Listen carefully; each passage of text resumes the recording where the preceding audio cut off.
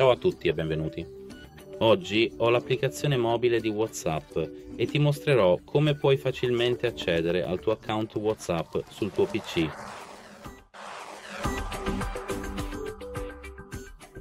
Per prima cosa dobbiamo aprire la nostra applicazione, che si trova qui.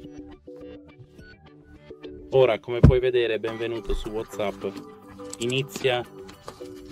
Devi cliccare su questo pulsante Inizia e in questo momento ecco il nostro codice QR. Ora dobbiamo cliccare sui video qui. Clicca su collega dispositivi, collega un dispositivo e come puoi vedere la nostra fotocamera è aperta. Ora dobbiamo scansionare il nostro QR, codici,